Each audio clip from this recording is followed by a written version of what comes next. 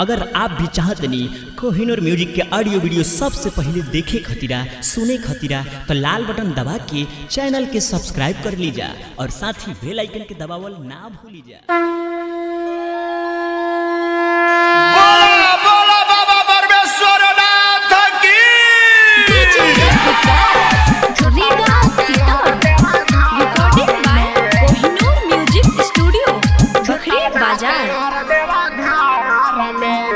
तोहरे चक्कर में रानी छुटल बा कमर देवा घर में, छुटल बा कमर देवा घर में। तोहरे चक्कर में रानी छुटल बा कमर देवा घर में, छुटल बा कमर देवा घर में।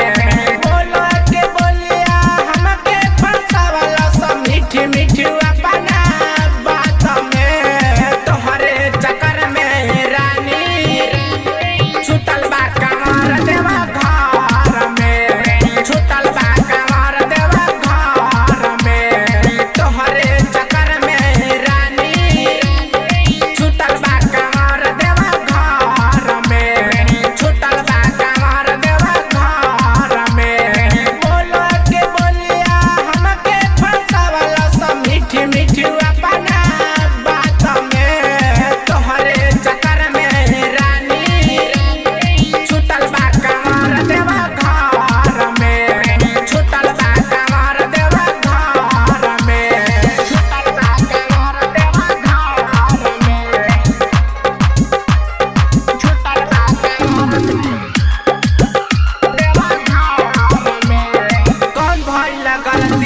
हमके ना बतावलू बात बात में हमके काहे भूलवलू,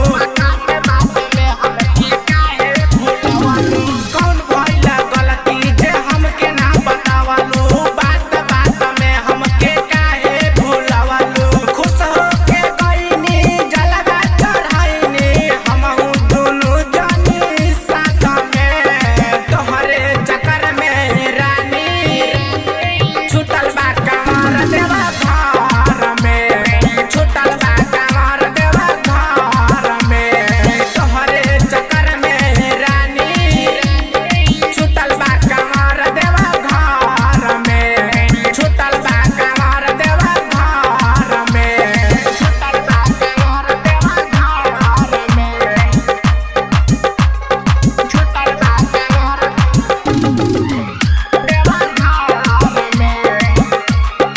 आस से निराश भइलू मांगतारू माफी, तोहर कारनाम से छूटल हमर साथी, तोहर कारनाम से छूटल हमर साथी। आस से निराश भइलू मांगतारू माफी, तोहर कारनाम से छूटल हमर साथी।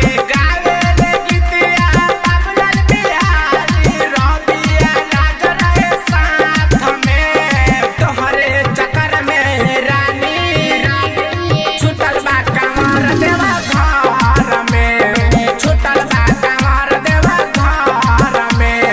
तोहरे चक्कर में रानी छुटल बा कमर देवा घर में, छुटल बा कमर देवा घर में।